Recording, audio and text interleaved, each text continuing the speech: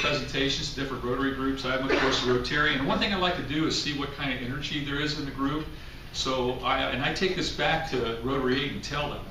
So if you think this is the best Rotary group in Tacoma, would you yell? Yeah. All right, come on, man. You gotta amp it up a little. If you think this is the best Rotary group in Tacoma, let me hear you. Yeah! I'll put you in the top 2 or 3, so that's pretty good. Well, it's a pleasure to be here. I do want to mention, too, that 2 great leaders from your group, Karen Beatonhands was our board president last year, also co-chaired Jubilee, an incredible special event that we have. And literally, she can look now ahead and know that because of her involvement with the Zoo Society, 700,000 people each year or more are going to have a better experience at the zoo and see new exhibits and have a far more fulfilling event. So it's rare that any of us can be involved in something that touches so many lives, but she has been an incredible leader for us, and we'll be forever indebted to Karen for that. Cameron Moorhead also is actively involved with our board, and we have a couple individuals here just briefly. Steve Gray and Lance Hungerford, both of them have been wonderful supporters of Point Defiance Zoo and Aquarium, the Zoo Society, and I'm sure many others of you have been donors here. So would you give a round of applause to those individuals? Just one second here. Get my timer on to make sure I don't get run out of here. Okay, so just a brief backdrop. The Point Defiance Zoo and Aquarium has been in place since 1905, so long history here. Over 700,000 people visit us each year. We have over 9,000 specimens representing over 367 animals. Now, I'll call fish animals, so when I talk about aquarium, you'll say he's talking about animals in aquariums, but that's what we call everything there. We've been accredited for 25 years. We're one of only a handful of zoos and aquariums around the nation that have had 25 consecutive years of being accredited, which means we meet the highest standards that you can meet in terms of care for your animals and the visitor experience. So that's something we're very proud of. I'm now going to talk about the new aquarium that is being built. The current aquarium that we have, one of them, North Pacific Aquarium, was built 53 years ago, and it was a saltwater exhibit. And any of you that have been involved with saltwater know that over time it eats and corrodes an infrastructure. And so we have a building that 5 or 6 years from now, if it wasn't replaced, the animals or fish within it would be in jeopardy. The bond issue, which was supported in 2014 by just a huge portion of our Tacoma community, it's provided $48 million, close to $48 million of the total dollars that we need to build this new aquarium, which is $51.5 million. Now, if you're a lay person, like I don't come from an aquarium background, but at first when I heard $51.5 million for an aquarium, are we building the Taj Mahal? Absolutely not. A new aquarium is the most expensive exhibit that you can have at any zoo or any kind of public viewing area. And to give you a context, Atlanta 6 years ago built their new aquarium. It was $440 million. So what we wanted to make sure was whatever we built here, we wanted it to be exciting, we wanted it to be energizing, we wanted people to get involved with our new aquarium and be about conservation, but it also had to be the right size for our community. We don't have the resources, much as we'd like to be able to build one like a San Francisco might have or a Monterey might have. But when the dust settles in 2018, when this new aquarium opens up, it's going to be something everyone in this room can be proud that you were involved with and that you supported in our community. So I'll be walking you through, hopefully, briefly for you, a number of slides that talk about the new aquarium. It's going to be a community goal, a jewel, and the whole idea behind it is it's not going to be a passive experience. When you walk through this aquarium, it's to get you engaged and interested in conservation and knowing the impact that you and your family can have as individuals in terms of making a difference. And the presentation about indifference, if we're indifferent about conservation, the future's not bright for our climate, for our grandchildren and children. The next slide talks about, it'll be a new state-of-the-art aquarium. It'll be designed to inspire and create a future generation of environmental leaders. 35,000 square feet all total, so it'll be about 20% larger than the current North Pacific Aquarium we have. It's the bond issue I talked about is covering it. We have a small challenge in that the society is going to be raising around $3.5 million. So that's the additional part that we have to add to the bond issue to make this become a reality. Very excited about it, and there's opportunities for everyone in the community to become involved with it. The biggest exhibit we're going to have is called the Baja Bay, and it features sea life from the Gulf of California. The reason we're using this as a feature tank is it really represents a kind of consolidation of all the issues facing our animals in the ocean and things that we need to do to have an impact. It'll be a 250,000 gallon tank, 32-foot wide viewing window, and it'll have there'll be an overhead ceiling of 9 feet that will cause you to feel like you're almost immersed within the water. What we're going to have, which we're really excited about this, is we're going to have hammerhead sharks. Have any of you seen the Shark Tank? Or the, what's it called? There's a TV show that's called, I think it's called Shark Tank, yeah. And so those are hammerhead sharks you see there. So they're amazing creatures, 6 to 7 feet long. We're going to have manta rays. We're going to have giant sea turtles that are about 4 feet wide swimming through it, plus a number of other animals within it. So it's going to be quite an experience for you. We also want to emphasize, of course, our Northwest waters. It'll be a spotlight on the Puget Sound. Second largest tank, 75,000 gallons, 25 foot long by 10 feet high. The height of it, sharks, flounder, and rockfish will be a part of it. And again, as people are walking through this, the whole idea is there'll be conservation messages and ways to get people engaged throughout. So it's not, well, that was a nice walkthrough. It really is meant to be an immersion experience for you. Tidal surge, when you first approach the aquarium, you're going to see a 32-foot long wall, 4 feet high. It'll have like the ocean tides coming in and out on it, and so you'll be able to see the kind of animals that are involved in that area of the ocean. Schooling fish, this is going to be a tank of 4 feet high by 10 feet, or by 9 feet wide.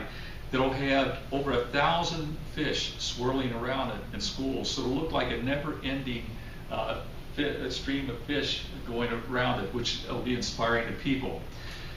Our giant spider crabs, this is going to be an amazing creature to take a look at. You'll think you're looking at something from another planet. It is, of course, from the planet Earth. The giant spider crabs, they have a leg span of over 10 feet, and they can stand 4 feet high. They can weigh 42 pounds. I'm personally really looking forward to see this exhibit. So again, it's things that you and your children likely have not seen in any other exhibit. Now, jellies, we have literally, and this is not an exaggeration, one of the leading experts in the world on our staff regarding jellyfish. How many of you have kids that are either going to college, have gone to college, or will go to college? Can I see your hands? Okay. What would you think if your child said to you, or your young adult, your teenager said, you know, Mom, Dad, I want to get a PhD in jellyfish? Would you kind of break out in the sweat and go, what? This gentleman has a PhD in jellyfish. And the fact is, he's asked to speak all over the world. So how do you afford a guy that's got a PhD in jellyfish? Well, the fact is, he has family roots here. Tremendously creative individual. So you've seen, if you've visited our zoo recently, you've probably seen the 4 jellyfish tanks we currently have. That's going to be expanded in our new aquarium. Plus, there's going to be an addition. He was speaking in Tokyo about 2 years ago, and he saw this amazing globe tank that had jellyfish in it. It's 3 feet wide and 3 feet in diameter. Has water streaming over the top of it. It's clear, obviously, and has jellyfish inside it. You can change the colors. He has built the second one in the world. So we have now, but we're not going to unveil it till we open our new aquarium. But it's just an amazing exhibit in addition to the jellyfish that we already have on display. We have moon jellies, Pacific sea nettles, lion's mane jellies, crystal jellies, blubber jellies, purple striped sea nettles. Now, when I first heard about our jellyfish tank, of which the Zoo Society raised $125,000 for that when Karen was our board president, I thought, well, you know, so you get a tank, and you put some water in it, and you get your jellyfish and put in it. So why is that a big deal? It is, if any of you have had a fish tank, you know it's very complicated raising fish. We have the ability, literally, to have any kind of jellyfish in the world in our tanks, because he's developed a system where the modification of the water, the flow of the water, the temperature of the water, the acidity of the water, all the factors that are important in being able to keep animals alive, he has developed a system. So he built this for about half the price of what if we had had the contract out to have it done. But our jellyfish exhibit really is going to be a marvel. Now the giant Pacific octopus, it's going to be a fantastic display. As you know, we are fortunate in our community to have the largest octopus in the world located in the Puget Sound area. So this will be a far larger tank. It'll be a 1,400-gallon tank. You'll have an 8-foot wide viewing window. If you currently visit our octopus, it's probably a third that size, the viewing window. So again, world's largest. The next area is the Under the Narrows, which is going to be a fun experience. How many of you are familiar with Galloping Gertie? Yeah, kind of amazing story around Galloping Gertie. Well, what we've done is we'll be replicating in this tank an exhibit that shows you what it's like to be at the bottom of the Narrows Bridge. Because what you'll see is these aren't the actual pieces, they're replicas, but you'll see pieces of pavement, concrete. So if you were to dive down and actually be below the Narrows Bridge, you'd see what's it really look like, because the remnants of that old bridge is there. In addition, you would see the life, the animal life that lives under that. So that's going to be something very unique to Tacoma, but this shows you what's it like to get down there. Another area called Dwellers of the Deep. How many of you are divers? A couple of you. Most of us never have an opportunity to see what the animal life is at the bottom of the sound. This will give you a display of the type of sea life that are at the bottom of the sound. So again, a fantastic educational experience for anyone that will be involved in touring. We also are going to have a coastal kelp forest. Now this is going to be a 10,000-gallon tank. It'll be 8 foot long by 8 feet high, the viewing window will be. It'll have leopard sharks, California shepherd fish as part of the exhibit. Just amazing plants there. And just a side note on the California shepherd fish. The California shepherd fish is a unique animal in that they're all born female. And that at a certain point in life, some of the females turn into males. And I've told people that if the human species was that way, I think the world would probably be a lot better place, because guys would understand what it is like to be a woman in this world, which the high heels and everything, and we won't get into social issues and all that type of stuff, but it really would. So at least the sheephead fish, it's just a whole different life experience, which I think is pretty cool. We also will have a spotlight on the sound, which will feature king crabs, prawns, and rockfish. Grainy hand hermits. I've never seen any grainy hand hermits, so looking forward to that. Ocean sea cucumbers and plum rose anemones. Now we're going to have a tidal touch zone. Many of you are probably familiar in our current aquarium. We do have a tidal touch zone where you're able to actually touch some of the animals within it. In the new aquarium, it's going to be 5 times larger than that. So really be able to get a lot more people involved, both young and old. We'll have anemones and barnacles, chitons and sea cucumbers. And again, the whole idea of conservation messaging. How can you make a difference? We will have also a tidal touch tank zone, which is the estuary tank. And that's the whole unique situation in which you have animals that live both in the fresh water and then transition into salt water, or vice versa. So you'll again be able to see the kinds of sea creatures that are involved in that particular environment. We will also have a sea lab, which will enable our students to get more involved with seawater analysis for plankton, examination of marine animals, water chemistry and water quality, things that young kids in particular have an interest in. And I neglected to mention earlier, while this aquarium is being built, we are having a 30,000 square foot high school being built on zoo grounds.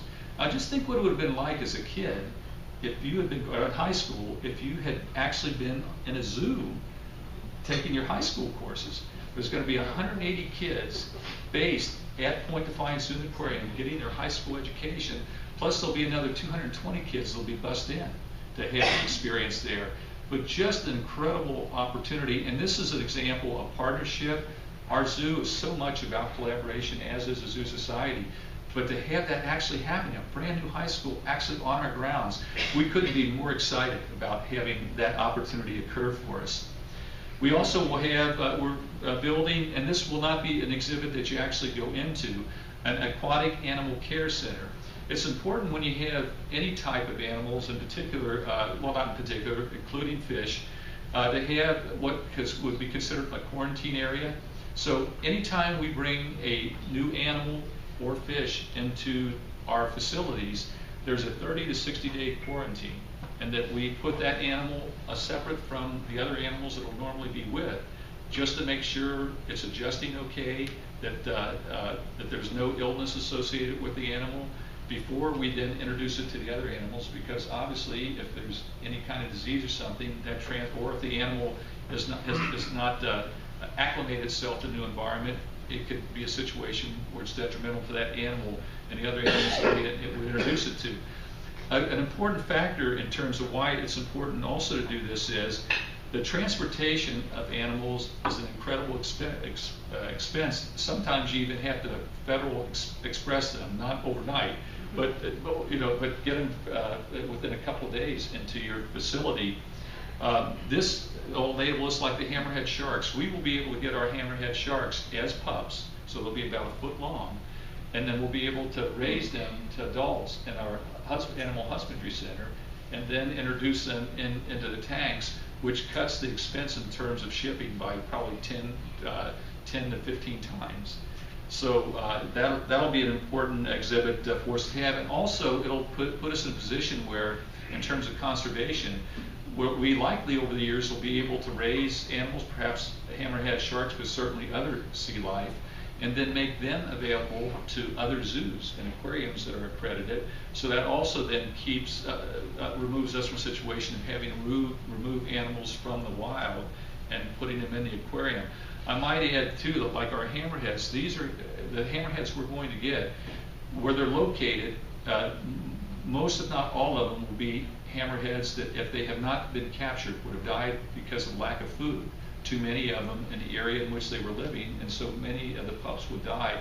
So there's always a great sensitivity about the care, and we in essence rating the environment to have our animals on display. The wave of change, call to action, a number of exhibits will be involved with that. But it's the whole idea, when you enter into the new aquarium, it'll introduce you to some ideas about conservation, introduce you to and get your opinion about, when you think about the ocean, what do you think about? At the end, there'll be an interactive way in which it will attempt to get you engaged on. So you've seen these, you've had this great experience. You see the impact that, you see the life that's on this earth, and get an understanding of the difference we can make as people. At the end, it'll challenge you in ways in which you might get engaged in some way. Even we'll have the technology where keywords that pop up in terms of what people think about conservation will pop up bigger on the screen than words that are less often used. Ways that people intend to get involved will pop up bigger on the screen, and others that won't be less significant, but we can see, so where's the energy? How do people want to get involved? So that'll be an important theme of the new aquarium. It'll be, this grid's not that helpful to you, but it'll be a 4-level aquarium. And so you'll enter, when you enter the top, you'll actually go on a stream, not a stream, but you'll walk through walkways all the way down through the exhibits to the very end. So that hopefully was fast enough, but not too fast, to just give you an idea. We could not be more excited at Point Defiance Zoo and Aquarium and the Zoo Society Board than what this new aquarium is going to create. We have some of the brightest, most talented people in our education department that are every day working on how do we really make this a life enrichment experience for anyone that comes through that aquarium. And we know it's not only going to be a jewel for the city of Tacoma, but it's going to be a jewel for the Northwest for all of us. So with that, if you have an interest, if you or your company would like to get involved, we obviously will be conducting a campaign. It'll be what they call more of a silent campaign, so it won't be a big, at least initially, it's not going to be a big public effort. But if your company or organization has an interest in being a sponsor, a part of the aquarium, I have some brochures up here that talk about much of what I talked about. I have my business card, but would be glad to talk about you. And obviously, any donation, no matter what the amount, will absolutely be appreciated. So.